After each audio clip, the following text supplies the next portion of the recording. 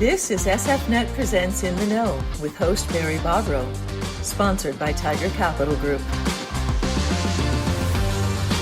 Hello and welcome to SFNet Presents In the Know. I'm your host, Barry Bobrow, Managing Director for Regions Business Capital.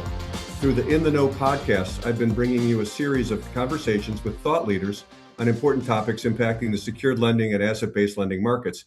Today, we have a very special guest, one of the most accomplished and recognizable people in the world of corporate restructurings.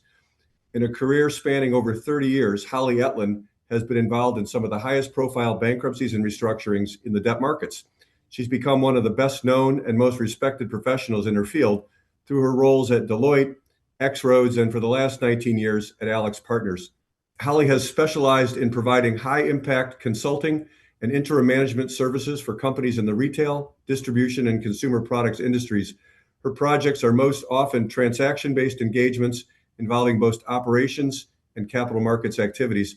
Holly is a frequent presenter at industry forums, including several appearances at SFNet's ABCC conference. Holly has recently announced that she will be stepping away from the high-pressured world of being a Chief Restructuring Officer and transitioning into a new role, which she'll speak about shortly. I really look forward to our discussion today, but before we begin, I want to make an important disclaimer. Statements and opinions of individual speakers in this podcast are their own and do not necessarily reflect on the opinions of Regions, the Secured Finance Network, or AlixPartners. Information provided should not be relied on or interpreted as accounting, financial, planning, investment, tax, or legal advice, and references to websites or companies should not be construed as endorsements or recommendations. You should consult an appropriate professional concerning your specific situation and irs.gov for current tax rules. One more program note. Thank you to Tiger Group for agreeing to become the sponsor of the In the Know podcast. We all value the work Tiger does in our industry, and now I value them even more for the important support they're providing for In the Know.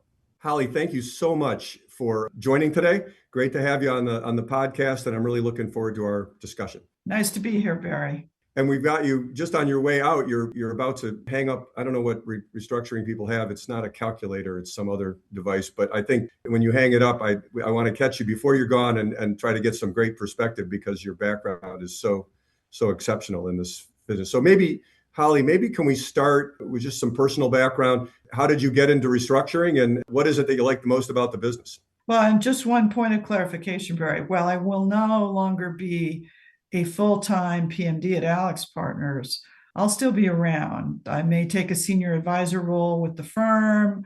I'll still probably show up in some retail cases, maybe as a board member or maybe in some other role. So yes, I'm retiring from get on an airplane and travel 5 days a week. Okay, good. I'm not glad to know that. Completely hanging it up. I don't think people are going to let me. Okay. But again, I am curious, talk a little bit about how you got into this end of the business. Sure. I don't think people are born into this world saying this is what, I want to work on restructuring. No, certainly not. I mean, when I came into this business, restructuring really wasn't a career path, let's say. So I joined the firm of Touche Ross, which ultimately became part of Deloitte right out of college. I wanted to work in the retail industry space. And at that time, we had kind of a combined team that worked with high growth, smaller retailers doing a combination of audit, tax, and consulting work. And so I did a number of engagements off the bat in that area. Now, we all know that these high growth, new concept retailers who were all getting private equity money at that time and going from 35 stores to 350 overnight, even when you do all the work to try to set it up right, sometimes they need a reset. Sometimes the concept isn't exactly right. Sometimes the real estate isn't as good as you thought, et cetera, or you just grow too fast. And so I had several of them a few years in that became distressed. And I hate to admit it, but I did my first bankruptcy in 1987. It was Liquor Barn. It was a spin out from when KKR did the acquisition of Safeway. They had to spin out Liquor Barn as a separate entity. It went out highly leveraged. I don't think it lasted 2 years as an independent entity before it filed. And that was my first exposure to real distress, to bankruptcy, but bringing our operations capabilities in at the same time. And I have to say, I found it eye-opening because before, when you're working with management and you're making recommendations, but everybody has a seat at the table, everybody has their own opinion, and they may or may not go the direction that they should be. In bankruptcy, it was change or die. So we were much more a critical part of the decision-making team and really were able to do things that had high impact.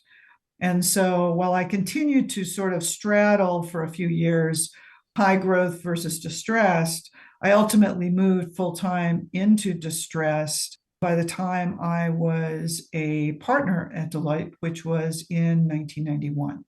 And I did things like Mrs. Fields cookies when they were in trouble and all sorts of things. That's actually what first brought me to Park City, was because they were headquartered on Main Street. So make sure the listeners know that Holly is a part-time resident of Park City. It's my primary residence, actually, but part-time Park City, frankly, it's faster to get to the airport from our home in Park City than it is in New York. So that's fine. No problem. So that followed with a career at Deloitte. I became the head of the restructuring practice in the United States for Deloitte for a number of years. And then, unfortunately, because of Deloitte's audit business, right at the time that the CRO title was becoming super important and your ability to be able to take an officer role in a distressed business was becoming super important, Deloitte made a decision that we couldn't take those roles. And so I and a bunch of my colleagues left. Part of us went to Zolfo. I went to a smaller firm and was there for several years. And then I went to AlixPartners, and I've been at AlixPartners since January of 2007. So and the rest is history, right? Little bit. I mean, obviously I did Winn-Dixie when I was at the small firm, and I did some other marquee cases at Deloitte. But a big number of my best known cases have been in the 18 years that I've been at Alix.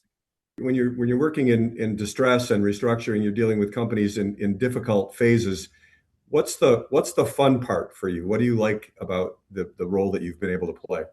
I like sitting with management and understanding what can be done to save the business and then trying to find the runway to do that, because it's always, the company doesn't ask for help early enough, and it's always then a liquidity crisis. And can we generate enough liquidity to help the business actually change to the point that now we've got a business that is making money, similar to what we did in tailored brands during the pandemic? That was fun. Try to do a turnaround and restructuring when you've had to close all your stores temporarily. So Yep. You've had such a long runway on it. Do you have a favorite deal, favorite war story that you point back and say, boy, that was the most interesting thing I ever did?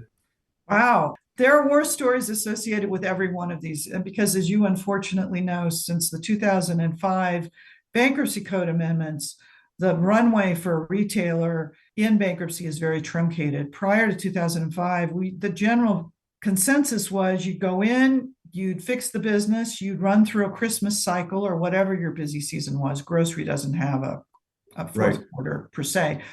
And then based upon the results from the turnaround, then you'd negotiate the balance sheet. Now you really have to do almost all of that or set all of that up before you file. And then you've got 120 days to get in and out. Short runway on the landlords. Yep. Right. So the number of retail liquidations went up dramatically right after that. I mean, Borders was the first big one that if we'd had a little bit of extra time, we could have gotten a deal done and it would have been wonderful. Mm-hmm. But, every time I have to liquidate one of these, it kind of breaks my heart because so many of them are iconic brand names that actually probably have a reason to exist, but just don't have the runway. That's a really interesting segue. I wanted to, I think when I first met you, you were making a presentation about the retail industry generally. And I think you have a very interesting perspective. There've been so much change in the way that products are sold, through the channel, through the omni channel. But I wonder if you if you have a thought on, what retailers need to do today to be successful. What are best practices given all the changes in technology and consumer buying patterns? There are a couple of things, but the most important are some of the fundamentals. You have to be in stock and you have to guess right about, if you're in apparel, sizes, size range, what's going to hit with customers, what's not.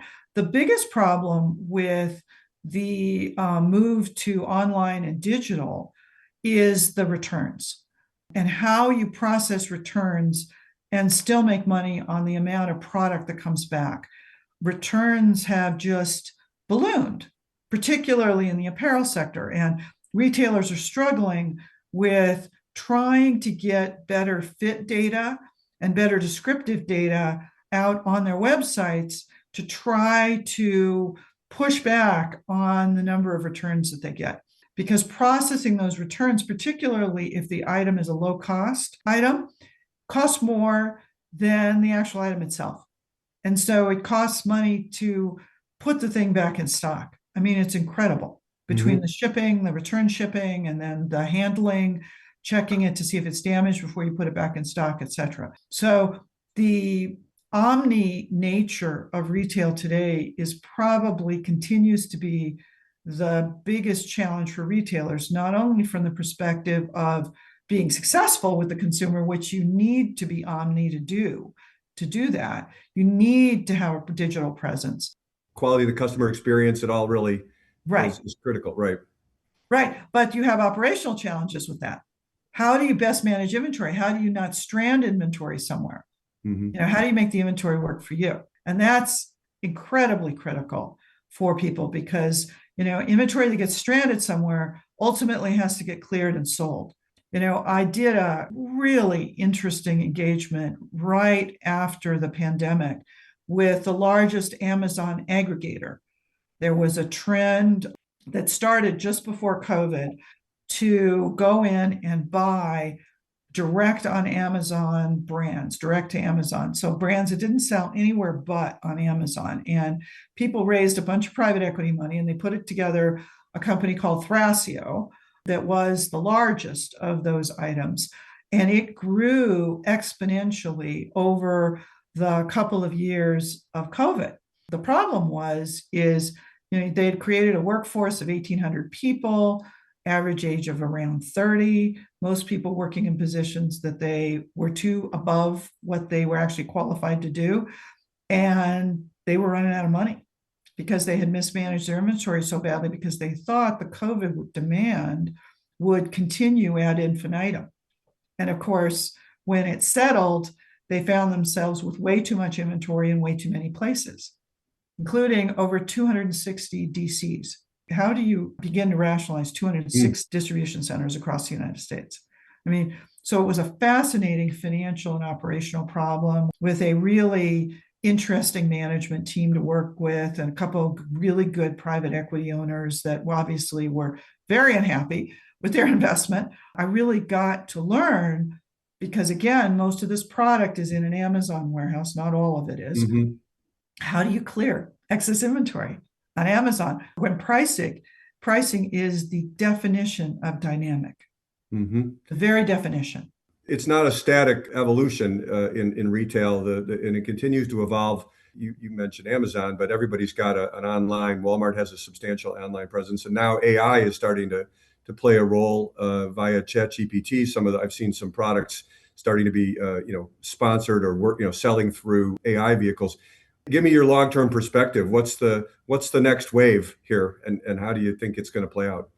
It's interesting because it all comes down to the consumer. The retailer may want to approach it in a certain way, make all of their customer service, chat versus chatbots versus people, all of that.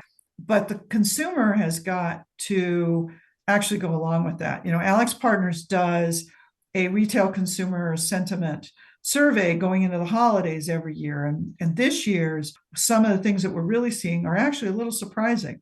For example, Gen Z is headed back to the stores. They're kind of a little done with their digital, and those are digital natives, right? And they're heading to the stores this year because they're a little burned out on all of the, sit behind the screen shopping, and they want to go in and see and feel and touch stuff. It's an entertainment event in a lot of ways for people to go.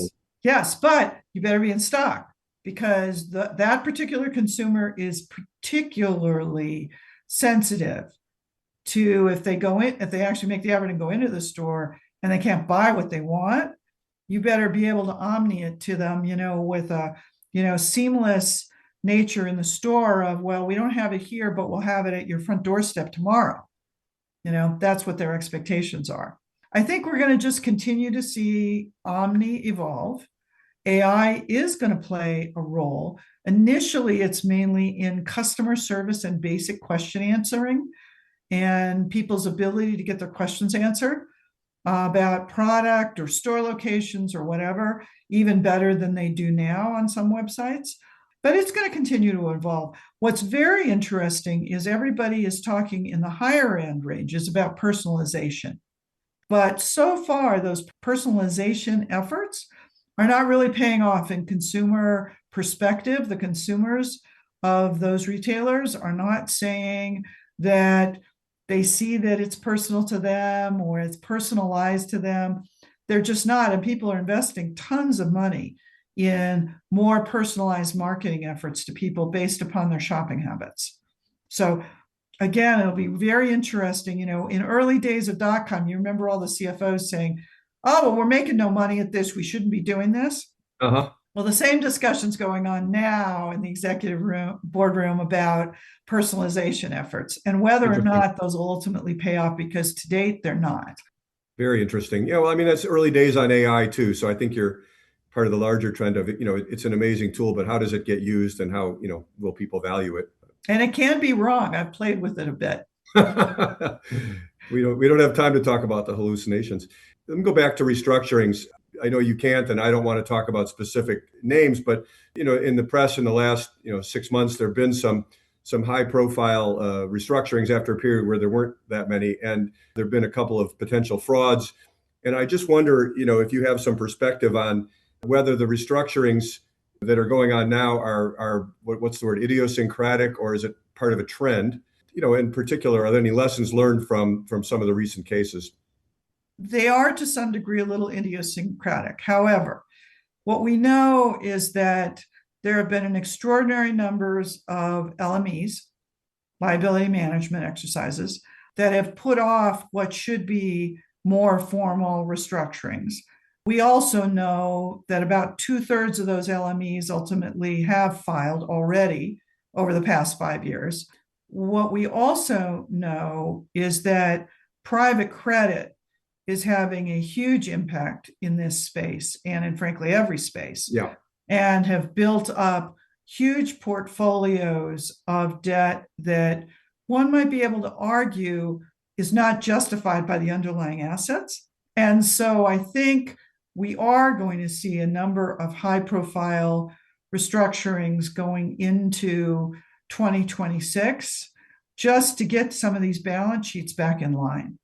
And the hope is that they really become more of a traditional restructuring in that, maybe the lenders take ownership of the business has an opportunity to fix itself, it gets another breath of fresh air, and it goes forward.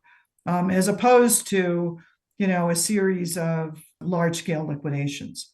Mm-hmm. So I think we are looking at, though, a number of, large-scale restructurings probably in Q1, and I'm talking about calendar quarters, not retail quarters. Right. So Q1 calendar and probably Q3 calendar. So as people have to reset and look at their credit lines and limits going into the core holiday period. Mm-hmm. Has there been some action and reaction in result to some of the things that have happened? Do you see that credit agreements might look different, or that lawyers are taking different actions as a result of any of the cases that have played out so far? Well, I just saw in one of our cases the exit lending agreement. And let's just say there were a lot more right up front reserves that typically were reserves you would see placed if and when the company was getting closer to a filing or in really bad trouble. And these were placed right in from the get-go as part of the exit facility. There's a continuing discussion, as you know, in the industry about, are these inventory valuations still valid, or do we need to be, because of the surge and shrink and other kinds of issues, need to be really being a little bit more conservative in the lending rates? Have the lending rates really gotten a little out of control? And, again, if the company never liquidates, it's never a problem. The problem is when they do. Well, I think you're right. I mean, in the liquidations that have been tested, the appraisals have been challenged for a lot of reasons, including, I'm sure every fee you ever charged was well earned, but professional fees are higher. It's causing lenders to hoping to be more conservative in their advances because their recoveries aren't as good. My billing rate is what it is, but the average partner at the law firm that I'm working opposite, their billing rate is double mine, double. And I'm one of the most senior managing directors at AlixPartners. I'm a total retail expert, and I've got one of the highest billing rates in the firm. You need to charge more. I think it's clear. These guys are charging double what I do. Yeah. So it is an issue that we have to figure out. And part of it is driven not necessarily because the billing rates are so high, but because so many constituencies are willing to really rattle the chains, litigate, all of those things inside these cases. And so what used to be let's get everybody in a room and let's agree that the business should go forward or the business shouldn't go forward, and let's figure that out. Instead, there's just so much litigation and so many different lawyers involved, and you kind of lose sight of the fact that there's a business with 10,000 or more employees whose futures are at stake. Holly, do you think that dynamic leads to more negotiated settlements rather than a full bankruptcy? Maybe it's a quick turn through bankruptcy just to avoid the lingering problem? Well, the LMEs, that's for sure. The problem is that at least the ones that I have seen don't seem to solve the problem. They're just kicking the can down the road and putting more debt on the company. And by the time everybody gets charged with not only the professional fees, but the lender's fees for all of these, bondholders, note holders, charging their various fees, et cetera, what was supposed to be $400 million worth of liquidity for the management team turns into 200. And so then they're staring at the brick wall again. Mm-hmm. As you're kind of exiting one phase of the career and another, do you have any forecast about what the restructuring business might look like 5-10 years from now? Will it be the same or different? Look, I think it will continue to evolve. Particularly private credit is having its impact, and the amount of money that's flowed into that, such that, and those people have a lot more flexibility with regard to what they can and can't do in a restructuring. So I think that will definitely have an impact, certainly over the next 5, 6, 7, 8 years. Maybe less filings, or maybe we will somehow figure out how to make an in-court process cost a little bit less. Mm-hmm. Now, there are a lot of people experimenting with that now and seeing what they can do with mid-tier companies, because, if the professional fees are going to assure that the company doesn't have enough liquidity to come out the other side, that's a pretty negative factor. Yeah, I agree with you on the private credit having more flexibility, but the fact that the public debt was selling at a discount a lot of times created the ability for a solution, right? I mean, the private credit is holding the loan that they made, and they're going to act differently than somebody who bought at a discount. That's right. That's right. And, the idea of this liquidity in the debt market where it trades down to a level that then somebody is willing to do a deal has been a real benefit for companies historically. Right. Because the person who's holding the note at 19 cents acts very differently than the person who bought it at 100. In your next role, you'll have a chance to weigh in on some of that. Before we finish up, Holly, you've been involved in your non-work career, a lot of good charitable work, and just going to give you a chance to talk a little bit about that and what you think you'll be doing in that world in the next phase. Well, a lot of it depends on how busy I am still in the restructuring business. But I feel very strongly that we all in business develop really wonderful skill sets that would be so useful to nonprofits. And so part of my plan is to really maybe not distressed nonprofits, but just taking my financial skills, cash management, some of the other skills that I have, and using those to help nonprofit organizations, in the publics, the social sector, as well as I'm a big rescue animal person in that sector. The intent is to remain almost as busy with a little more travel, with my husband, who has been waiting 8 years for me to retire. He retired 8 years ago, but use those skills to good use, because I think it's now the time, I made my money. It's time to really give back. I want to, recognize that you're well known for your charitable work, and if I can, thank you for that, and thanks for talking about it. I think I agree with you. It's so important that people who have the ability and have the skills find a way to give back. And I want to thank you for taking time on the eve of your transition to talk to me and to, make yourself available for this. And I don't know what else to say. I want to thank you very much for participating today. Thanks, Barry. It was my pleasure, and happy holidays.